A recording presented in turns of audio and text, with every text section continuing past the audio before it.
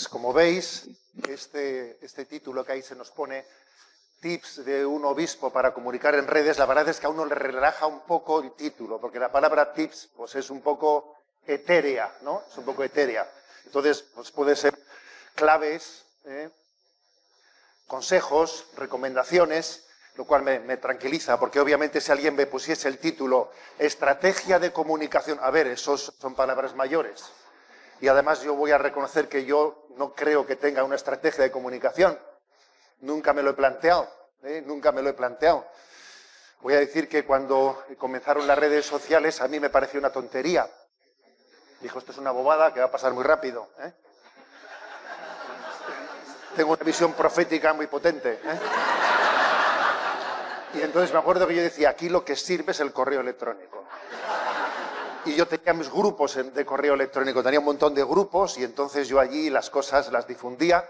Bueno, era mi intuición, ¿no? Como veis, las cosas se fueron por otro lado y recuerdo pues que hace ya 11 años, antes de que todavía Benedicto XVI presentase su renuncia, bueno, pues yo comencé a tener una presencia en redes modesta, pero eso es, yo diría que perseverante, mensaje diario, uno al día, que creo que es pues una de las claves o de los tips, pero bueno, que creo que hay que ser pues moderado en la presencia, pero constante, ¿no? Bien, esa fue la realidad, ¿no? ¿Por qué? ¿Por qué finalmente yo entendí que había que estar ahí? Pues hombre, pues sin duda alguna hubo una frase clave de Benedicto XVI para mí, la que él dijo de que hay que evangelizar el continente digital. Esa frase fue de Benedicto XVI. Esa expresión era paradigmática. Es como un nuevo continente. Y es verdad que hay muchas personas que viven, en realidad no viven ni en Europa ni viven en América, viven en un continente digital. Lo vemos cuando vamos a una sala de espera y está todo el mundo mirando la pantalla del móvil. A ver, viven ahí, es un continente digital en el que viven, ¿no?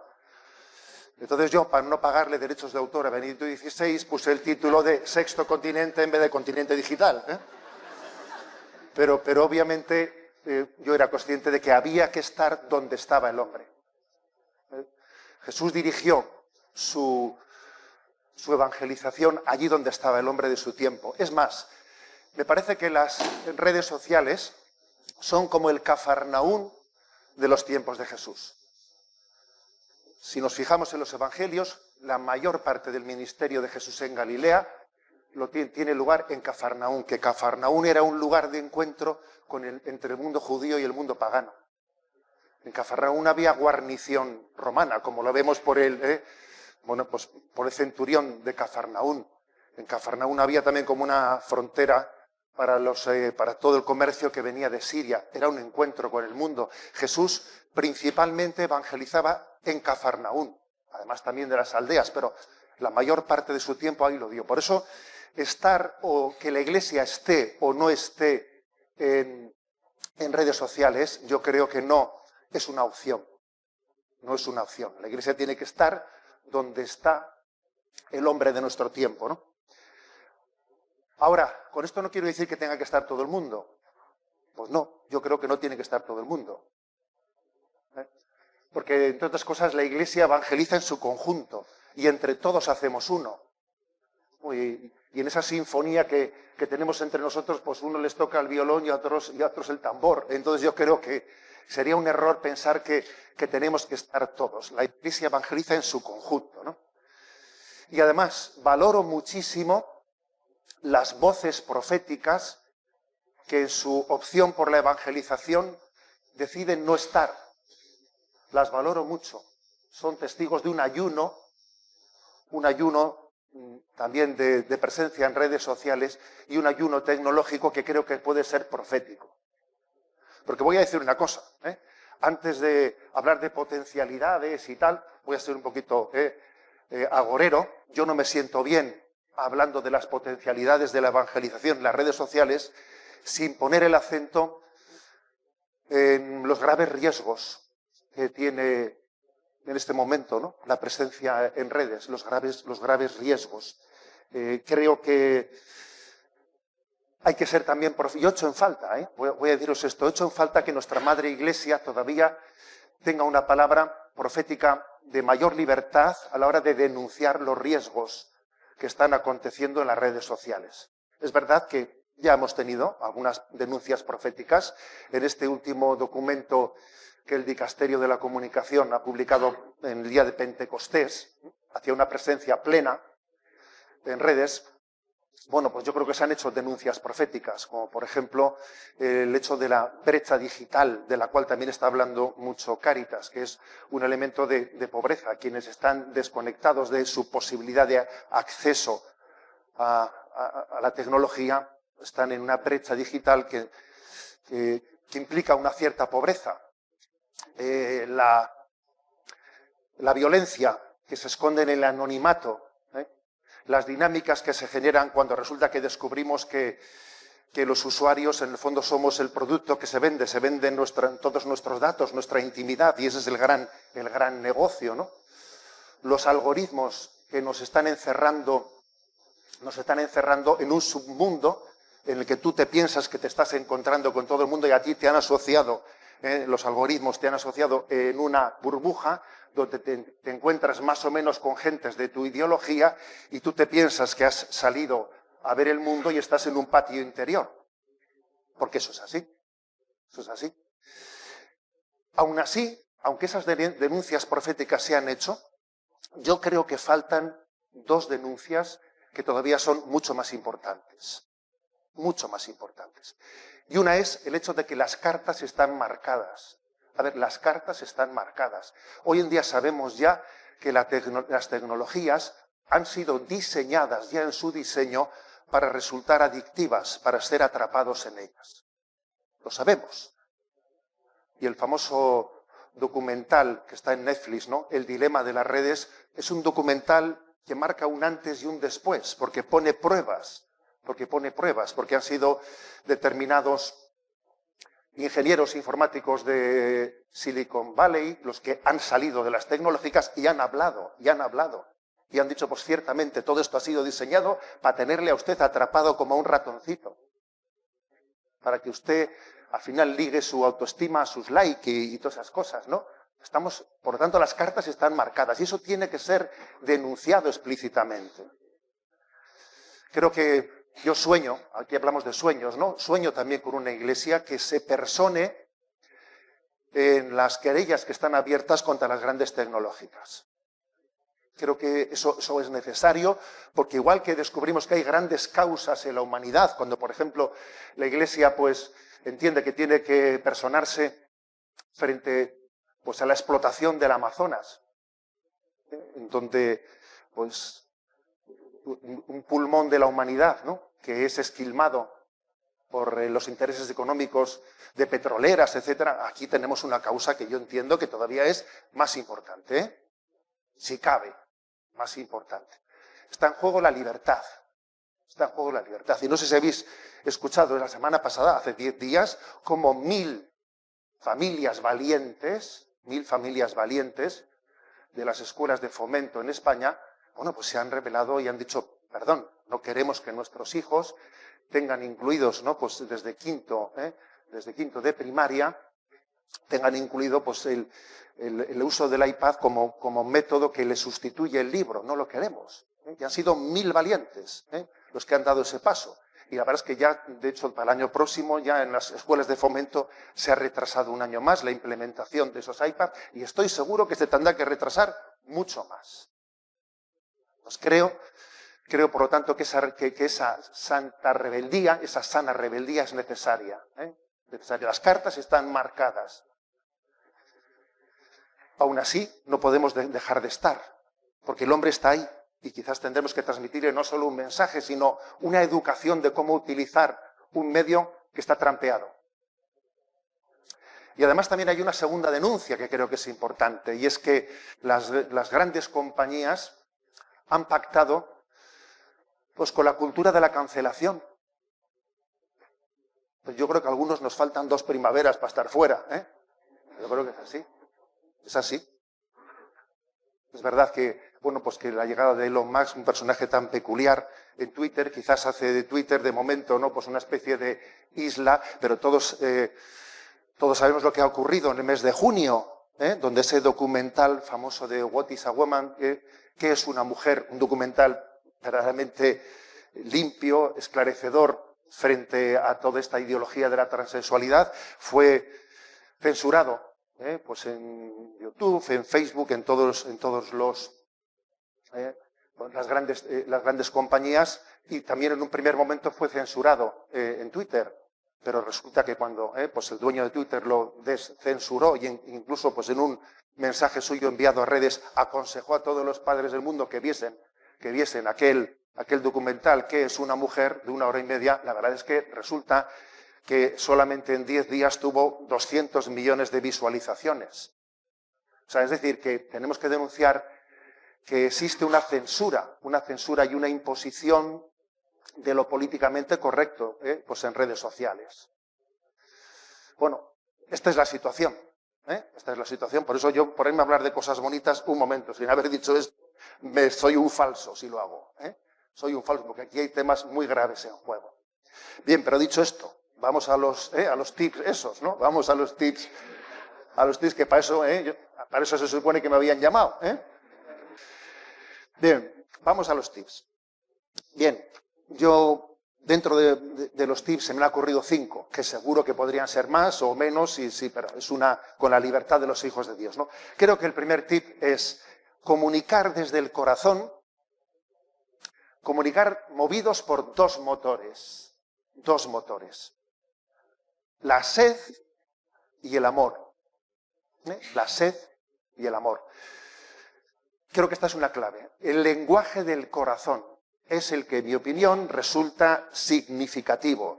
Es el que es capaz de mover y de incidir, ¿no? El lenguaje del corazón. No me estoy refiriendo en absoluto a la visión emotivista, porque de eso estamos borrachos. Estamos borrachos de utilizaciones, manipulaciones emotivistas hoy en día. Si tú te fijas en un anuncio, el anuncio, más que transmitirte un contenido, lo que intenta es emocionarte.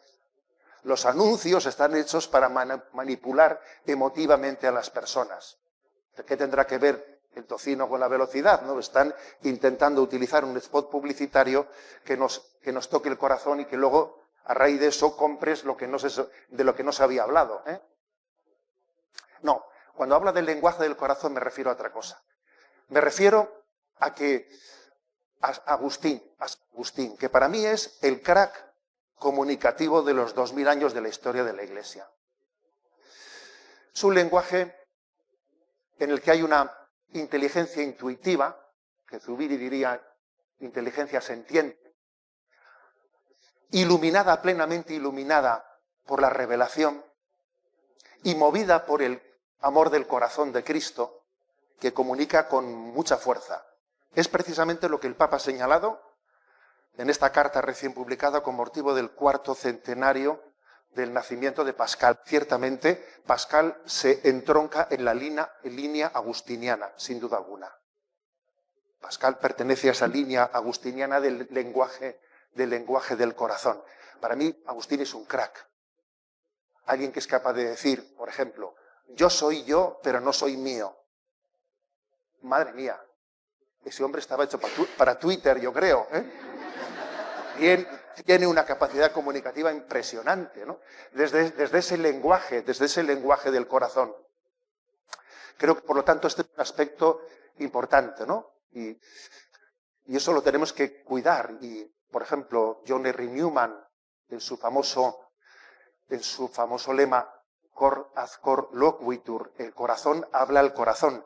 Hay dos motores para comunicar, que es el hambre y sed de felicidad,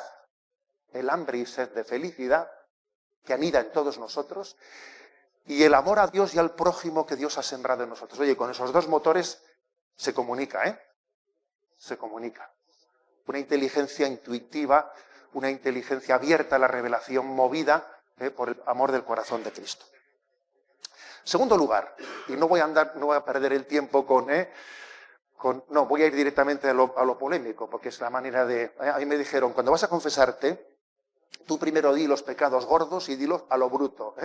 Eso me lo enseñaron a mí cuando era pequeñito, ¿no? Como diciendo, a ver, vamos directamente a las cosas, que tenemos poco tiempo, que estamos en una charlatez. A ver, asumir la batalla cultural. Hay que asumir la batalla cultural, señores. Yo no puedo presentarme en redes sociales, pues hablando de pura positividad, qué bonito, no son las flores del campo, obviando lo que está pasando. A ver, que es que estamos asumiendo que el aborto es un derecho, que hay un derecho a poder matar a los niños en el seno materno. Pero ¿cómo vamos a asumir eso? Y callarnos. Pero es que resulta que se acaba de aprobar una ley en la que se le quita la patria potestad a los padres que pretendan impedir que sus niños sean hormonados o sean operados. Pero a ver, existe una batalla cultural. Y entonces a mí me preocupa que a veces hablamos en la teoría comunicativa, incluso de las facultades eclesiales, hablamos de que hay que tener un lenguaje positivo, que no se puede polemizar, que no tenemos que entrar en polémicas, porque el estilo evangélico, yo digo, no sé qué evangelio leemos. Yo a Jesucristo le veo polemizando con los fariseos y escribas bastante. Entonces, vamos a ver, ¿no? Es una constante la de Jesús, la de tener un contraste fuerte con el mundo, con el pensamiento del mundo. Yo creo que hay que asumir la batalla cultural. Hay que integrarla. Hay que integrarla en esa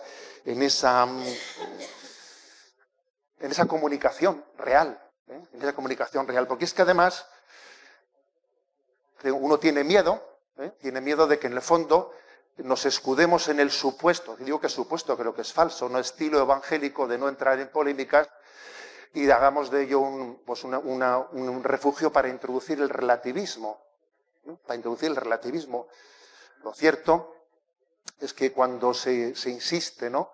Se insiste una y otra vez que tenemos que vaciarnos de nosotros mismos para, en el mundo de las redes sociales, buscar puntos de encuentro para hacer una ética común con este mundo, una ética mínima, unas bases, ¿no?, éticas comunes. A ver, yo creo que tenemos un riesgo muy grande de caer en el relativismo con ese vaciarnos de nosotros mismos.